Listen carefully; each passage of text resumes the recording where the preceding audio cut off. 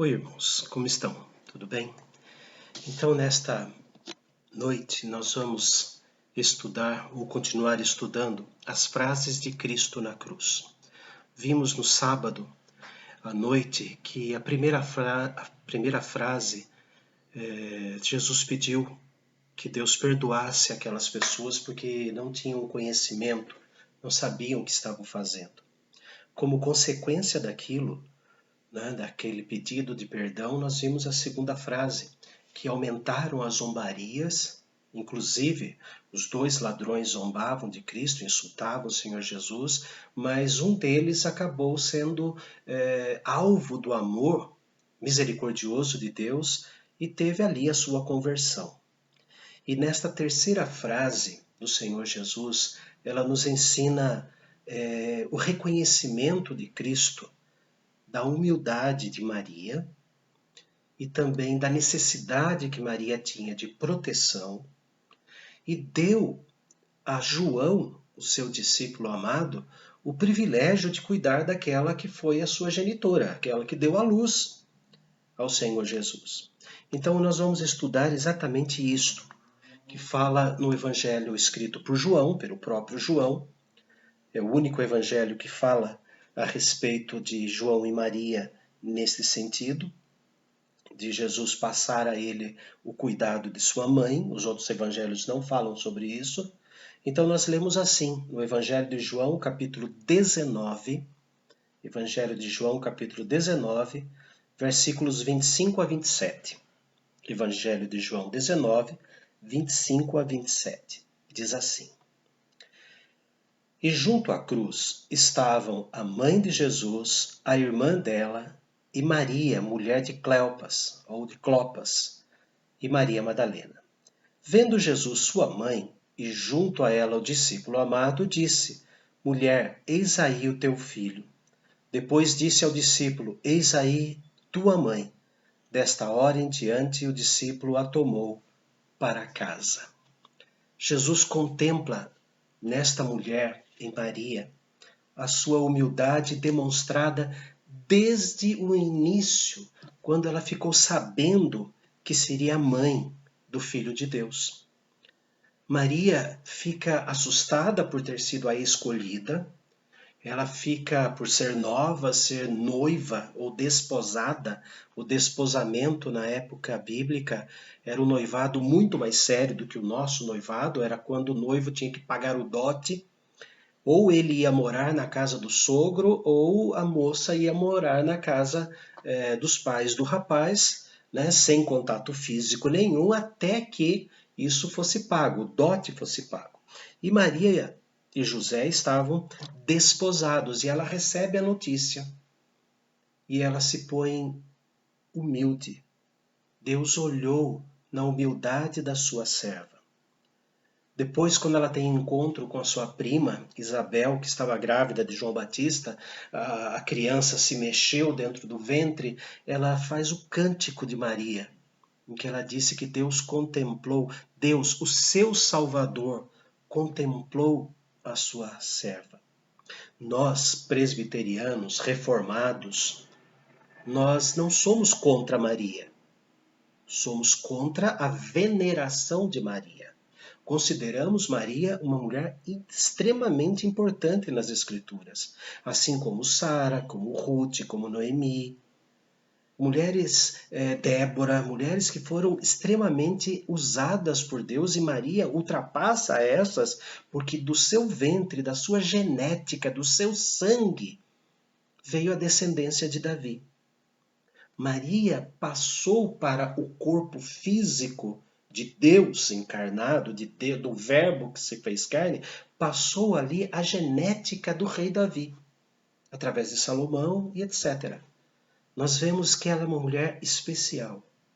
E como uma mulher especial, não como uma mãe que se ofende com os filhos, ela teve 3 momentos em que ela poderia muito bem ter dado umas broncas em Jesus, ter chamado a atenção. Olha só como você fala, eu sou tua mãe. Mas vejamos esses 3 momentos. Quando Jesus tinha 12 anos, ele estava lá no templo. Foi para uma festa, daí os pais retornaram com a caravana, né, ou com a romaria, o pessoal voltando para Nazaré, e 3 dias de caminhada, 120 quilômetros de deserto, de Jerusalém até Nazaré, 120 quilômetros, isso em linha reta. 3 dias depois, cadê? Cadê Jesus? Onde é que está? Eles voltam para Jerusalém mais 3 dias. Eles voltam para Jerusalém e encontram Jesus no templo. E Lucas escreveu assim esse detalhe, esse momento, né? Lucas 2, 48 a 51. Logo que seus pais o viram, ficaram maravilhados, não irados, maravilhados. E sua mãe lhe disse: Filho, por que fizeste assim conosco? Teu pai e eu, aflitos, estamos à tua procura. Ele lhes respondeu: Por que me procuráveis? Não sabíeis que me cumpria estar na casa de meu pai? Não compreenderam, porém, as palavras que lhes dissera, e desceu com eles para Nazaré, e era-lhe submisso. Sua mãe, porém, guardava todas estas coisas no coração. Quem não compreendeu? Maria? Maria e José não compreenderam, porém, as palavras que lhes dissera. A princípio, tanto Maria quanto José e os doutores da lei que estavam ali também não compreenderam. Mas ela guardava no coração, desde o início, que lhe foi falado que ela daria a luz ao Filho de Deus. O segundo momento está nas bodas de Caná.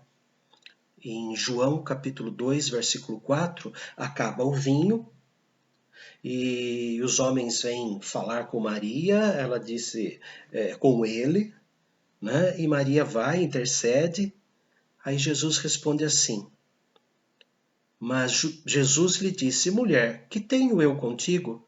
Ainda não é chegada a minha hora. Menino mal educado, você vê assim que se fala com a sua mãe? Quem se pensa que é?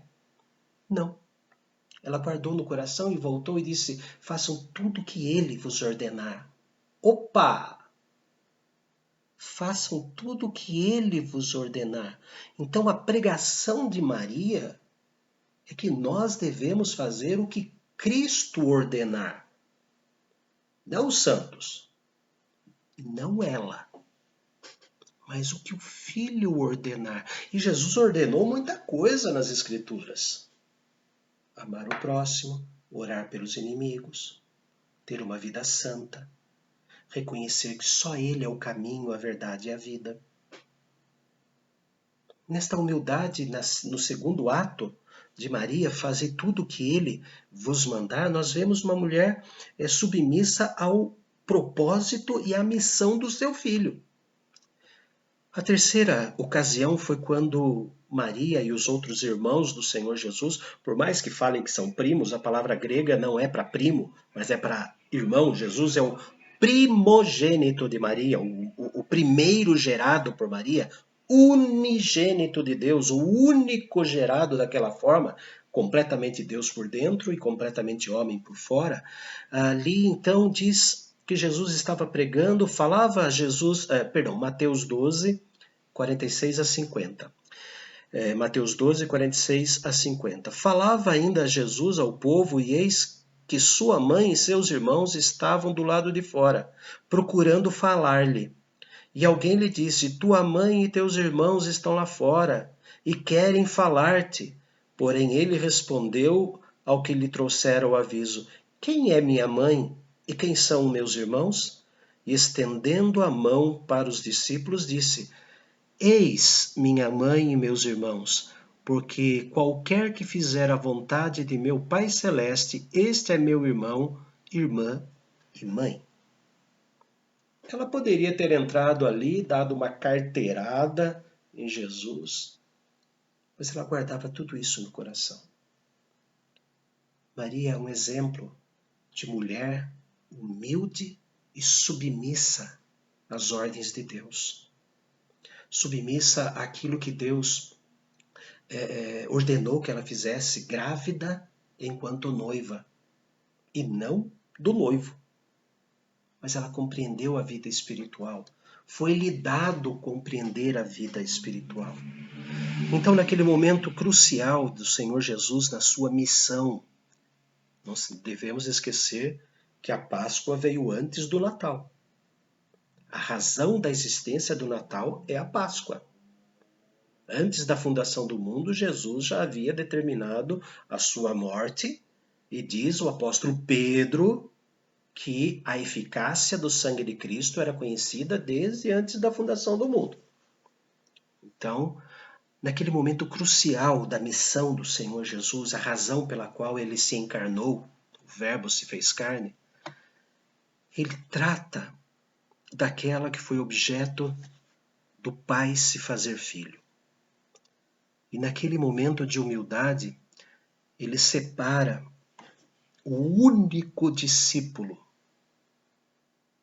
que acompanhou Jesus até aquele lugar.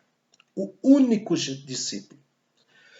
Judas se enforcou, Pedro e os demais sumiram, se trancaram, só João ficou ali. Talvez seja por isso que ele é chamado de discípulo amado. Um homem corajoso, um homem que acompanhou Jesus até a casa de Caifás. Ele foi até o Calvário, ficou até o último suspiro do Senhor Jesus, acompanhou até a sepultura. Quando avisaram que a sepultura estava aberta, ele e Pedro correram, mas ele foi mais rápido e foi lá e constatou a ressurreição do Senhor Jesus. Por estar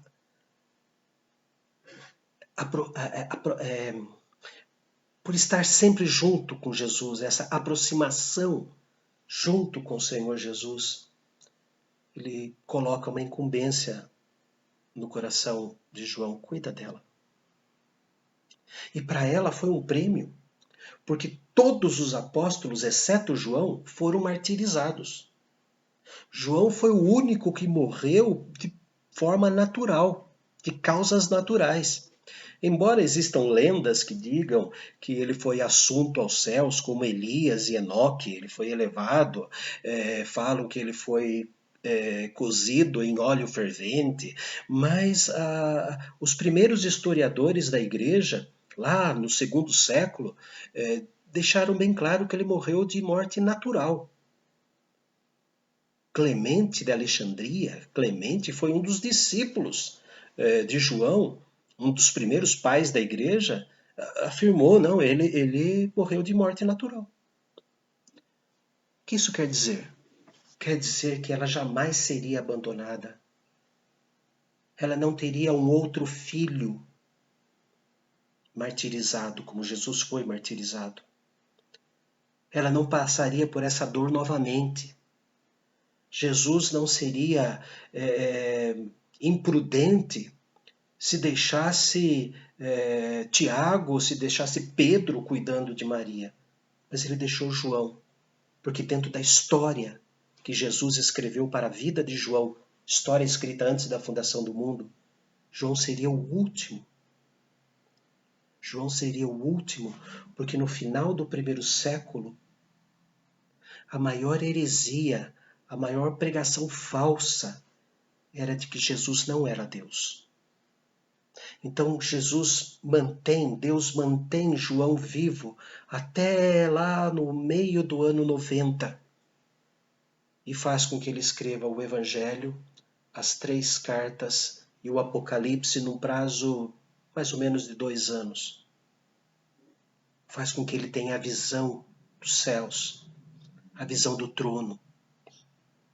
Ele contempla o Senhor Jesus novamente transfigurado no Apocalipse capítulo 1, igualzinho lá, quando Jesus foi transfigurado junto com Moisés e Elias. Lá estava Pedro, Tiago e João, no Monte da Transfiguração.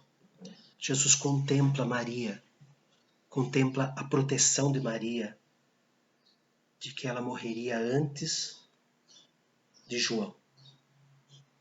João cuidaria dela o tempo todo.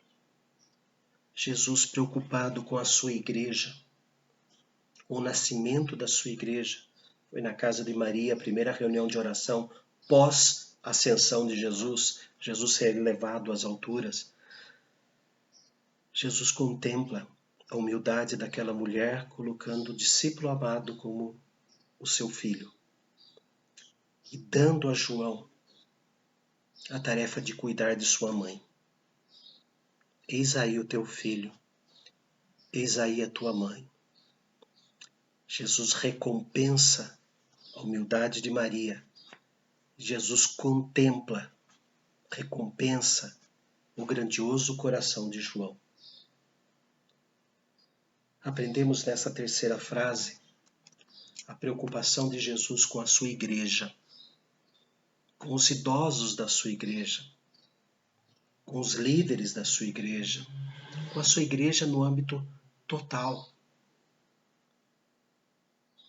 João vai para Éfeso, lá na Turquia, hoje Turquia, antigamente se chamava Ásia Menor.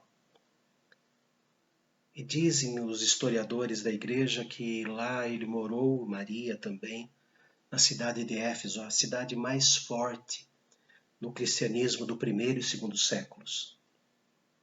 Mas abandonou Jesus. Deixaram o primeiro amor, os irmãos de Éfeso, infelizmente. Mas isso é assunto para um outro dia. A terceira frase, Jesus demonstra sua compaixão para com as mães sem filhos, dando filhos a essas mães.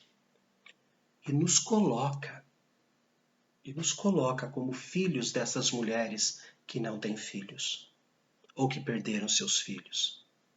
Nos ensina aqui que temos que ter o coração de João para cuidar dessas mães. Santo Deus, esta terceira frase na cruz do Calvário, nela nós aprendemos o teu amor por aqueles que são humildes e guardam a tua palavra no coração, como Maria o fez. Também aprendemos que o Senhor dá tarefas ao teu povo para cuidar dos humildes de coração. Agradecemos porque aqui aprendemos, ó Deus, a tua preocupação, o teu carinho em guardar as mães sem filhos e os filhos sem mães. Pedimos, ó Pai bendito, que possamos, como Paulo foi inspirado por ti, cuidar das senhoras da igreja como se fossem nossas mães, e que elas cuidem de nós como se fôssemos seus filhos, trazendo palavras de conforto, trazendo palavras de ânimo, trazendo palavras de desafio, e que nós possamos sempre, como filhos, amparar estas mulheres, assim como Cristo determinou que João fizesse. Neste momento, ó Deus, em que o mundo está passando por esta aflição, que os mais novos possam cuidar dos mais velhos, amparar os mais velhos, amar os mais velhos, como amam suas próprias mães. Em nome de Cristo Jesus. Amém. Possamos assim, irmãos, fazer com que a terceira frase, lá no Calvário, ainda fique ecoando, não só nos nossos ouvidos, mas também nas nossas atitudes.